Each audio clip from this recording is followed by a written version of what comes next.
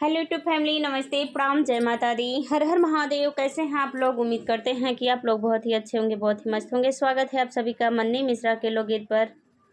मैं आप सबके बीच एक बहुत ही सुंदर, बहुत ही प्यारा हरतालिका तीज का गीत लेकर के आई हूँ। तो प्लीज़ आप लोग से रिक्वेस्ट है कि आप लोग मेरे गीत को फुल वॉच कीजिएगा और अपना प्यार दुलार आशीर्वाद छोटी सिस्टर को भी दीजिएगा। तो चलिए मैं देर न करते हुए आप सभी को सुनाती हूँ। सजल रहे मांगी के सिनुरवात, सासुर बनल रहे, सासुर बनल रहे हो। सजल रहे मांगी के सिनुरवात, सासुर बनल रहे, सासुर बनल रहे हो।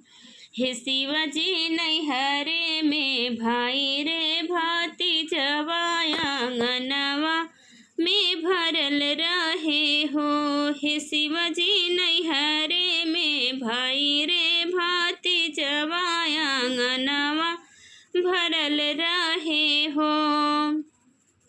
सुखी रहे मोरे परिवार बात, साजन अमर रहे, साजन अमर रहे हो। हे शिवजी अमर रहे गोदी के लालनवा, अमर रहे सिंदूर हो। हे शिवजी अमर रहे गोदी के लालनवा, अमर रहे सिंदूर हो। खनकत चूड़ी रहे सुनाई गौरा मैया, सुनाई गौरा मैया हो। हे शिवजी सजल रहे हाथे के में हदियात, पौआ के महावर हो।